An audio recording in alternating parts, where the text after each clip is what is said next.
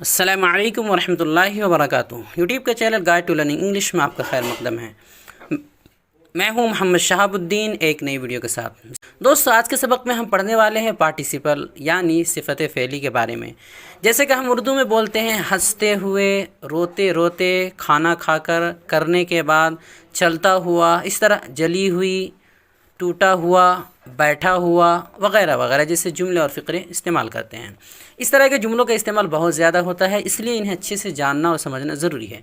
तो आपसे गुजारिश है कि वीडियो को आखिर तक देखें और अच्छे से समझकर मशक़ करने की कोशिश करें। तो चलिए शुरू करते हैं। तो सबसे पहले पार्टिसिपल यानी सिफ़त फ़ेली की तारीफ़ जानते हैं। तो ये कहते हैं वो अल्फाज जो कभी वर्ब यानी फ़ेल का काम करें और कभी एडजेक्टिव यानी सिफ़त का काम करें, उन्हें पार्टिसिपल कहते हैं। यानी ऐसे अल्फाज जो वर्ब का भी काम करें और एडजेक्टिव यानी सिफ़त का भी काम करें, दोनों काम करें, ऐसे अल्फाज को पार्टिसिपल कहते हैं। हम मिसालों से समझते हैं, जैसे he is weeping, he is weeping, वो रो रहा है। इसमें देखिए वीपिंग ये एक वर्ब है, आईएनजी फॉर्म इस्तेमाल हुआ, वर्ब है, तो यहाँ पर ये वर्ब का काम कर रहा है, फेल के तौर पर इस्तेमाल हुआ। ही इज़ वीपिंग, वो रो रहा है। अगली मिसाल है I saw a weeping boy, मैंने एक रोते हुए लड़के को देखा। अब यहाँ पर देखिए वीपिंग ये वर्ब के तौर पर यूज़ नहीं हुआ है, बल्कि यहाँ पर अ वीपिंग बॉय, बॉय यानी जो बॉय एक लड़का है उसके सिफत यानी एडजेक्टिव के तौर पर यूज़ हुआ है। अ वीपिंग बॉय एक रोता हुआ लड़का, एक रोता हुआ लड़का, तो यहाँ पर वर्ब के तौर पे नहीं है बल्कि एक एडजेक्टिव के तौर पे, तो दोनों तरह इस्तेमाल हुआ। I saw a weeping boy, मैंने एक रोते हुए लड़के को देखा। दूसरी मिसाल है he is running in the field, वो मैदान में दौड़ रहा है। तो यहाँ पर रनिंग देखिए एक वर्ब के तौर पे इस्तेमाल हुआ, टेंस का सेंटेंस है continuous. He is running in the field, वो मैदान में दौड़ रहा है। लेकिन इसी को दूसरे एडजेक्टिव के तौर पर जब इस्तेमाल किया गया था, the running boy is my younger brother, कि दौड़ता हुआ या दौड़ने वाला लड़का मेरा छोटा भाई है। तो यहाँ पर जो द रनिंग, रनिंग जो इस्तेमाल हुआ रनिंग बॉय, तो ये रनिंग एडजेक्टिव के तौर पर यूज़ हुआ है, बॉय एक नाउन है, उसका एडजेक्टिव रनिंग है। इस तरह अगली मिसाल है द वर्क हैज़ टायर्ड मी, काम ने मुझे थका दिया है। तो यहाँ पर देखिए the work has tired me, tired third form है, ये वर्ब की तीसरी शक्ल है, एक वर्ब के तौर पर इस्तेमाल हुआ है ये कि काम ने मुझे थका दिया। अगला है a tired man is sitting in the shade of a tree, एक थका हुआ शख्स एक दरख्त के साए में बैठा हुआ है। तो यहाँ पर देखिए यहाँ जो इस्तेमाल हुआ है अ टायर्ड मैन, तो यहाँ टायर्ड वर्ब के तौर पर इस्तेमाल नहीं हुआ बल्कि एडजेक्टिव के तौर पर इस्तेमाल हुआ, और मैन जो नाउन है उसका एडजेक्टिव टायर्ड है, ये सिफत है। अगली मिसाल है we cross the road and boarded the bus, हमने रोड पार किया और बस में सवार हुए। तो यहाँ पर we cross the road and boarded the bus, हमने रोड पार किया और बस में सवार हुए। तो वी क्रॉस द रोड ये एक के वर्ब के तौर पर इस्तेमाल हुआ, क्रॉस्ड ये सेकंड फॉर्म है, क्रॉस क्रॉस्ड क्रॉस्ड, तो ये सेकंड फॉर्म है, वर्ब के तीसरी शक्ल के तौर पे इस्तेमाल हुआ है, वर्ब ये टेंस का सेंटेंस है। अगली मिसाल है having cross the road, having cross the road we boarded the bus, रोड पार करके हम बस में सवार हुए। तो ये जो इस्तेमाल हुआ है हैविंग क्रॉस द रोड, तो ये वर्ब के तौर पर नहीं है, क्रॉस यहाँ पर एक हैविंग क्रॉस द रोड ये एडजेक्टिव के तौर पर इस्तेमाल किया गया है। अब आगे बढ़ते हैं इसके अक़साम की तरफ। टाइप्स ऑफ पार्टिसिपल, सिफ़त फ़ेली के अक़साम। सिफ़त फ़ेली यानी पार्टिसिपल तीन तरह के होते हैं, इसकी तीन किस्में हैं।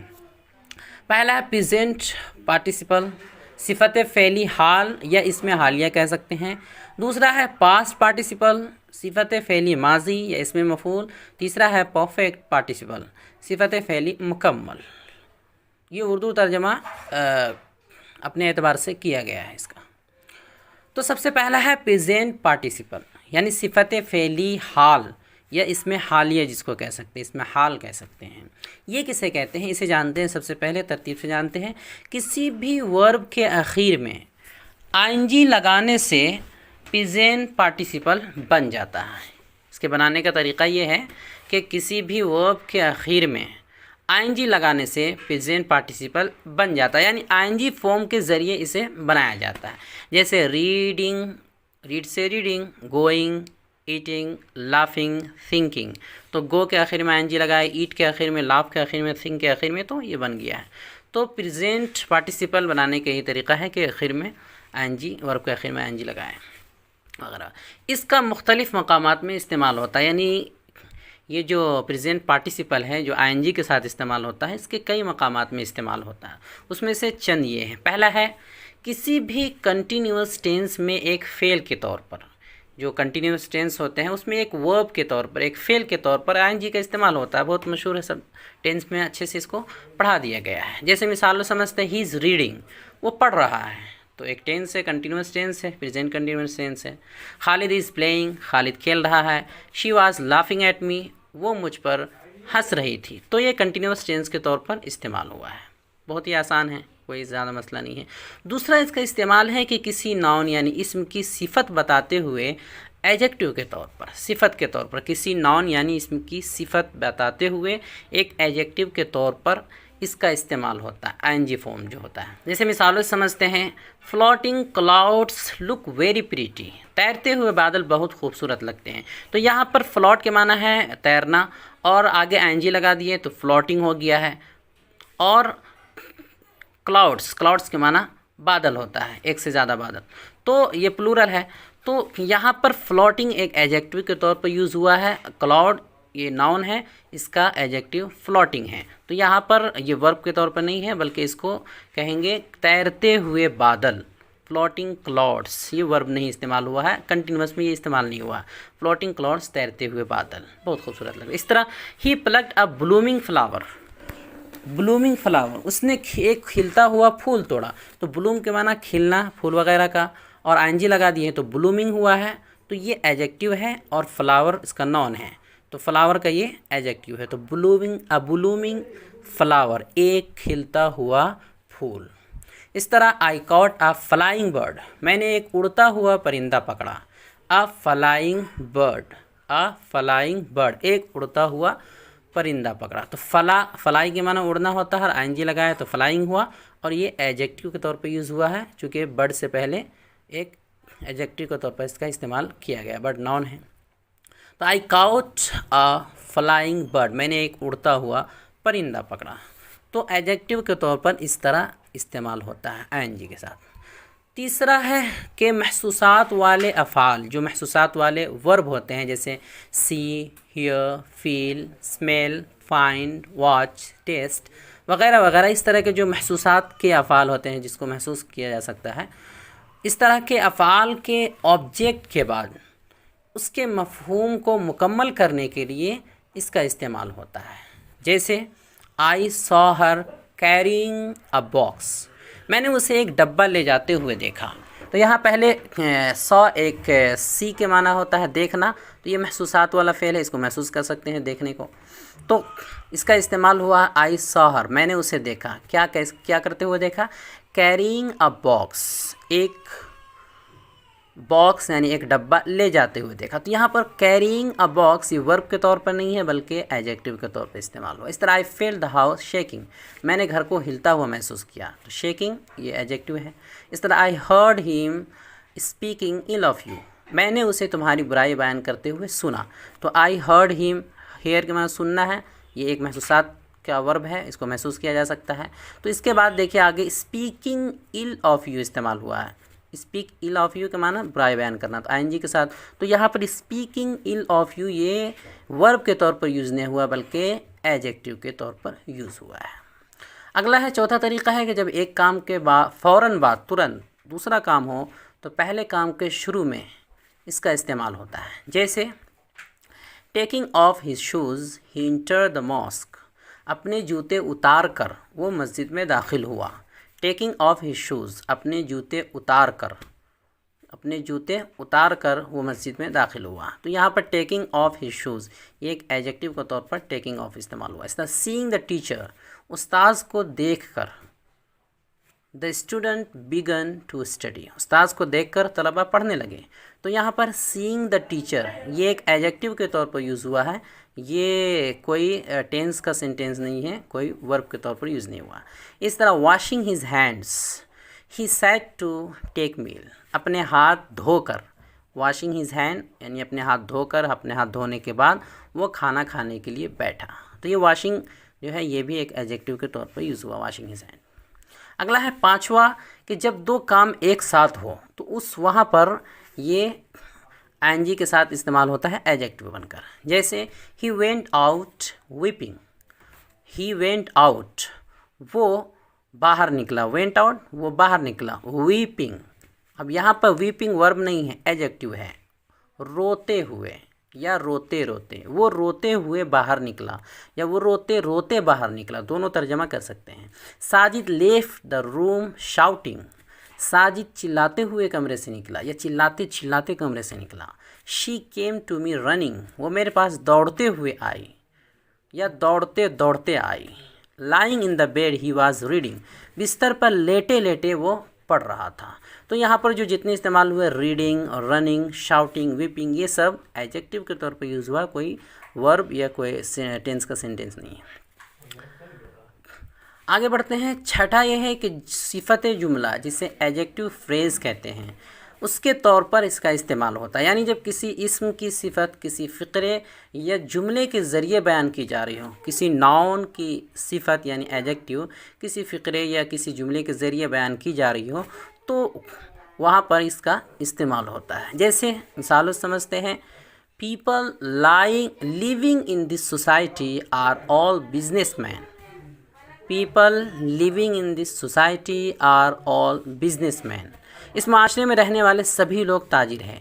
तो यहाँ पर देखिए पीपल एक नाउन है, उसके बाद जो लिविंग इन दिस सोसाइटी है ये पूरा का पूरा एडजेक्टिव फ्रेज़ है। क्योंकि पीपल एक नाउन है, उसका एडजेक्टिव बन रहा है लिविंग, तो उसको वो पूरा का पूरा फ्रेज़ इस्तेमाल किया गया है, लिविंग इन दिस सोसाइटी। तो पीपल नाउन है, लिविंग दिस सोसाइटी पूरा का पूरा एडजेक्टिव फ्रेज़ है, इसका ये इस्तेमाल किया गया। उसके बाद तो people living in this society पूरा हो जाएगा सब्जेक्ट, आर ऑल बिजनेसमैन, उसके बाद बाकी अब उसका ऑब्जेक्ट बनेगा यानी प्रेडिकेट कहेंगे। आगे है the boy wearing a white shirt is my brother, सफ़ेद शर्ट पहना हुआ लड़का मेरा भाई है। तो यहाँ द बॉय, बॉय एक नाउन है, उसकी सिफत वेयरिंग है, ये आईएनजी के साथ एडजेक्टिव है ये, और ये चूँकि एक लंबा इस्तेमाल किया गया है एक फ्रेज़ के तौर पर, wearing a white shirt, wearing a white shirt, ये पूरा इस्तेमाल किया गया है, पूरा का पूरा एडजेक्टिव फ्रेज़ है। तो the boy wearing a white shirt is my brother.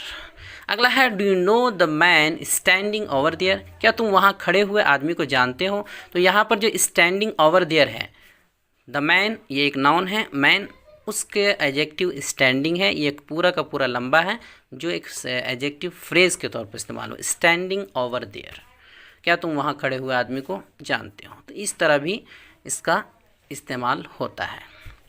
आगे बढ़ते हैं। अगली किस्म है दूसरी पास्ट पार्टिसिपल यानी सिफत फ़ेली माजी, जिसे इसमें मफ़ूल भी कह सकते हैं। इसके बनाने का तरीका यह है कि किसी भी वर्ब की तीसरी शक्ल यानी थर्ड फॉर्म के ज़रिए पास्ट पार्टिसिपल बन जाता है। किसी भी वर्ब की तीसरी शक्ल यानी जिसे थर्ड फॉर्म कहते हैं उसके ज़रिए से ये पास्ट पार्टिसिपल बन जाता है।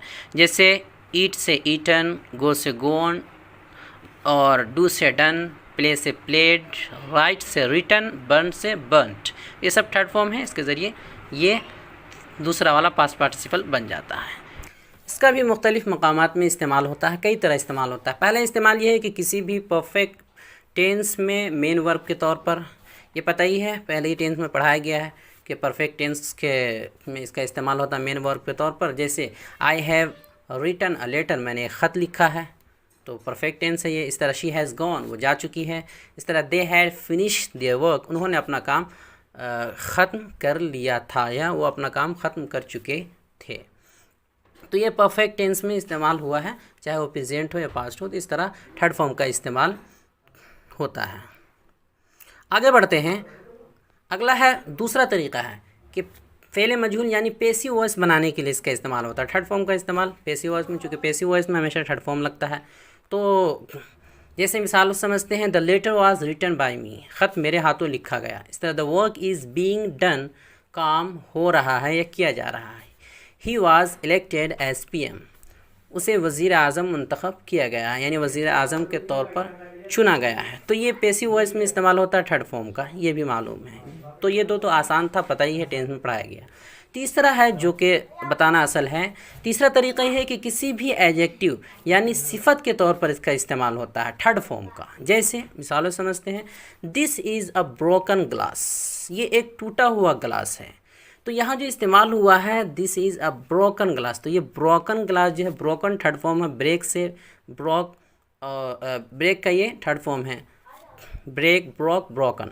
तो ये ब्रोकन है थर्ड फॉर्म, लेकिन ये वर्ब नहीं है, ये एक एडजेक्टिव है। ग्लास नाउन है, उसका एडजेक्टिव है ब्रोकन, तो ये एडजेक्टिव के तौर पर यूज़ हुआ है। इसी तरह आई एम टायर्ड, मैं थका हुआ हूँ।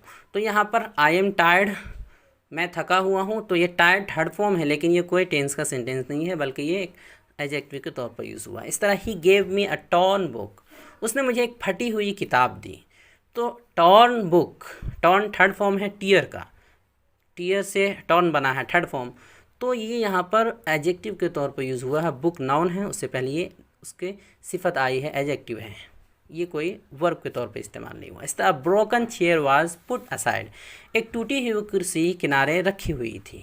The burnt man dreads the fire, जला हुआ आदमी आग से डरता है। तो ये द बर्न्ट है, बर्न, ये बर्न का ये थर्ड फॉर्म है। तो ये यहाँ पर एक एडजेक्टिव, मैन है नाउन, उसका एडजेक्टिव के तौर पर ये इस्तेमाल हुआ है, ये वर्ब नहीं है, वर्ब के तौर पर इस्तेमाल नहीं हुआ है। तो इस तरह इसका इस्तेमाल एडजेक्टिव के तौर पर होता है थर्ड फॉर्म का। नंबर 4, चौथा तरीका है कि सिफत जुमला यानी एडजेक्टिव फ्रेज़ के तौर पर भी थर्ड फॉर्म का इस्तेमाल होता है, यानी जब किसी इसम की सिफत किसी फ़िक्रे या जुमले के ज़रिए बयान की जा रही हो। जैसे मिसालों समझते हैं, the man arrested yesterday, the man arrested yesterday has been released, कल गिरफ्तार हुए आदमी को छोड़ दिया गया है, रिहा कर दिया गया है।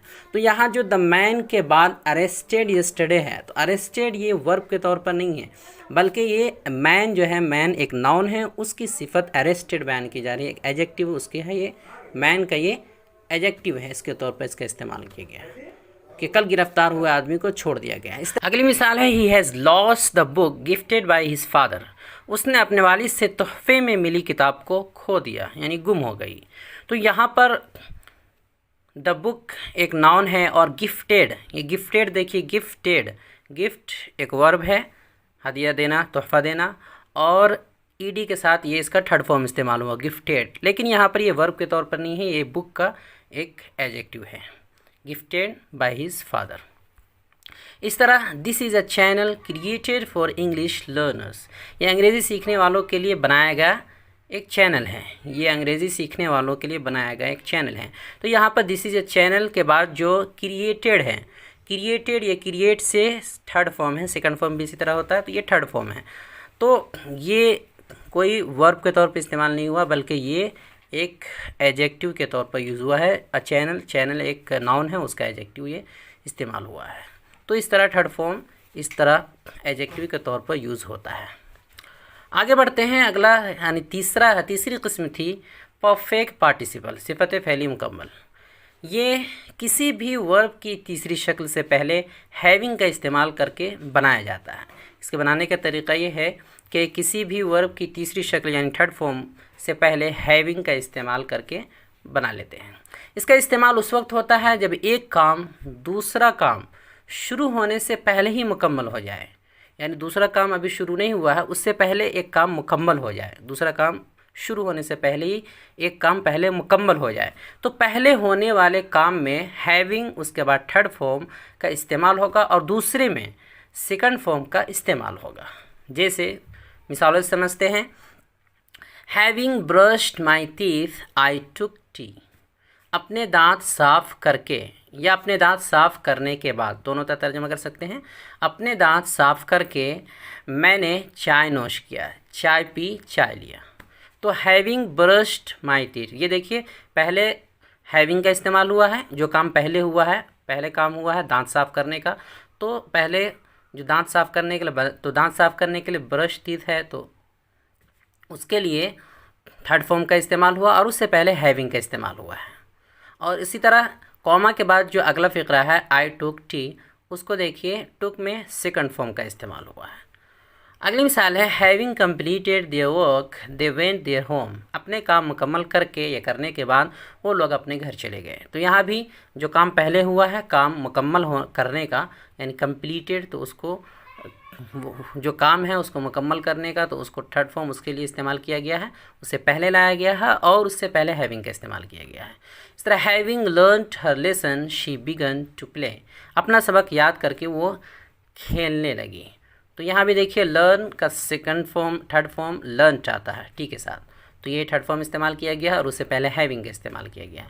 बाकी जो कॉमा के बाद अगला फ़िक्रा है वो बिगन सेकंड फॉर्म का इस्तेमाल किया गया। तो इस तरह इस्तेमाल होता है, इसका तर्जमा करने के बाद और करके दोनों कर सकते हैं।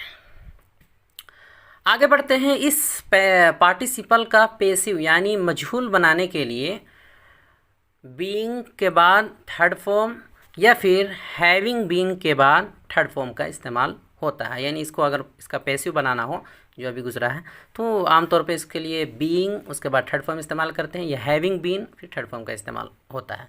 जैसे मिसालों से समझते हैं, तर्जमा से कुछ तर्जमा भी आ जाएगा।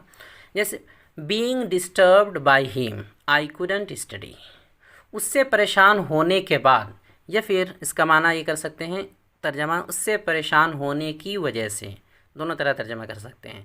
डिस्टर्ब बाय हिम उसके जानिब से डिस्टर्ब किए जाने की वजह से, तो हो गया बीइंग डिस्टर्ब बाय हिम, उसके परेशान होने की वजह से मैं पढ़ नहीं सका।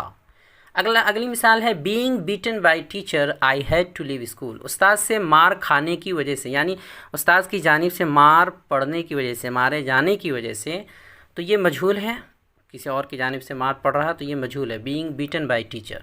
तो यहाँ देखिए बीइंग के बाद बीटन थर्ड फॉर्म का इस्तेमाल हुआ है, तो उस्ताद से मार खाने की वजह से मुझे स्कूल छोड़ना पड़ा। इसी तरह हैविंग के साथ अगर बनाएंगे हैविंग बीन के साथ, तो having been defeated by you he started weeping, तुमसे हारने के बाद यानी तुमसे शिकस्त खाने के बाद, तुम्हारे जानिब से हराए जाने के बाद वो रोने लगा। इसी तरह having been caught by the police the thief fled away, police से पकड़े जाने के बाद यानी पुलिस के हाथों पकड़ में आने के बाद चोर भाग गया। तो हैविंग बीन पहले इस्तेमाल किए, उसके बाद काउट ये थर्ड फॉर्म का इस्तेमाल हुआ है, बाकी आगे बाय द पुलिस है उसका इस्तेमाल हुआ है, यानी जिसके ज़रिए पकड़ा गया था। इसी तरह having been scolded by father I never skip the class, वालिद से डांट खाने के बाद यानी वालिद की जानिब से डांट पड़ने के बाद, डांट मिलने के बाद मैंने कभी क्लास नागा नहीं किया। तो इस तरह मजहूल यानी पैसिव का इसका इस्तेमाल होता है, बीइंग के बाद थर्ड फॉर्म या हैविंग बीन के बाद थर्ड फॉर्म का इस्तेमाल करके बनाया जाता है। और तर्जमा बीइंग के साथ अगर करेंगे तो उसका तर्जमा होने के बाद या की वजह से कर सकते हैं, और हैविंग बीन का तर्जमा किए बाद से होता है। तो यही थे 3 किस्में जिसको मुकम्मल कर दिया गया। उम्मीद करता हूँ बहुत हद तक समझ में आया। वीडियो देखने के लिए आपका बहुत शुक्रिया। चैनल को सब्सक्राइब करें, स्क्रीन पे आ रही ये वीडियो ज़रूर देखें। अस्सलामु अलैकुम वरहमतुल्लाहि वबरकातुहू।